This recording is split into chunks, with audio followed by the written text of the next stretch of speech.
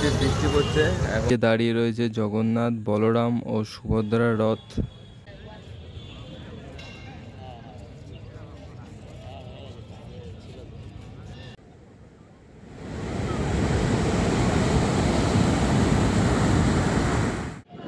জুলাই আজকের ভিডিওটা আবার এখান থেকে শুরু হচ্ছে ভোরবেলা।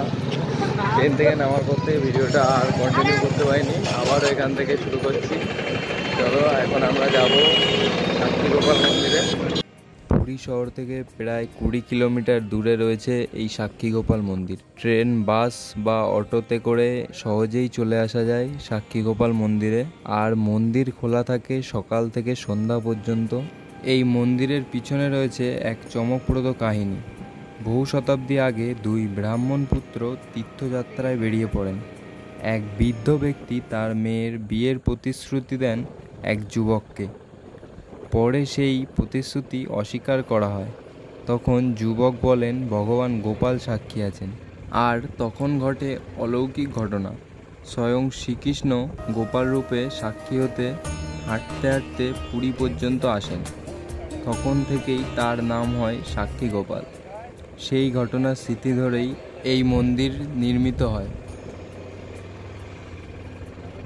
সময় এখন 6:03। আমরা চলে এসেছি সাক্ষী গোপাল মন্দিরে। পুরী স্বর্গদ্বার ব্রিজ থেকে ওই 52-53 মিনিট মতো সময় লাগলো। এখন এই যে চলে এসেছি আমরা।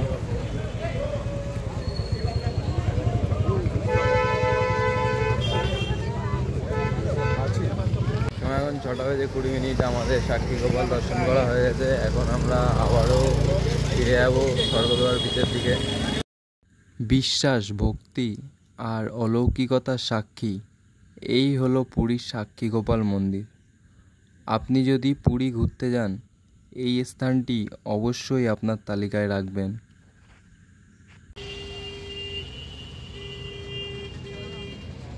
7:11 আমরা চলে এসেছি উড়িষ্যার স্বর্গদ্বার ব্রিজের সামনে।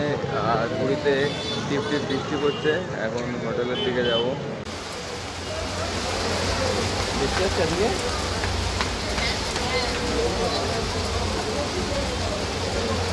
12 জুলাই 2025। আজকে ভিডিওটা আবারও এখান থেকেই কন্টিনিউ করছি। এখন আমরা যাচ্ছি মন্দিরের দিকে। সময় যদি তোমাদেরকে বলি, সময় এখন 7:26। এখন আমরা রয়েছি সি বিচ থেকে যে মন্দিরের দিকে যাওয়ার রোডটা রয়েছে সেখানে। আজকে যাব, গিয়ে এখন পুজো দেব।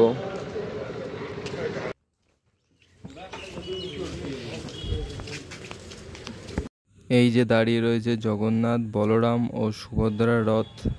যেহেতু আমরা রথের 4-5 দিন পর পর এসছি, তাই এখনও রথ এখানে রয়েছে। পুজো আমাদের পুজো দেওয়া কমপ্লিট। আর পুজো দেওয়ার আগে ওখানে একটু বেশি সময় লেগে গেল, কারণ 8:30 থেকে 10টা পর্যন্ত মন্দির বন্ধ ছিল, ওই জন্যে একটু দেরি হয়ে গেল। এখন আমরা মন্দিরের বাইরের সাইডে চলে এসেছি।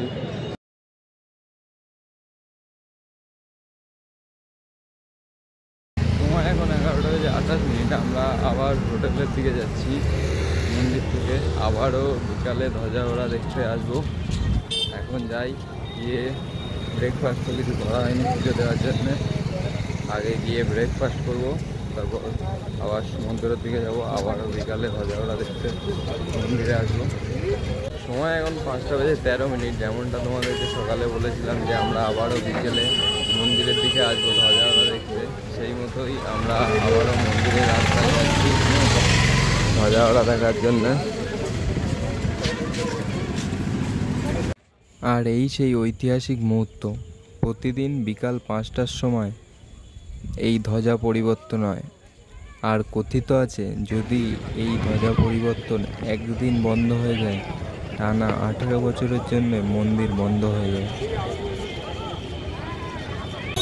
সময় এখন 7:02। আমরা আবারও ঘুমের দিকে ফিরে যাচ্ছি।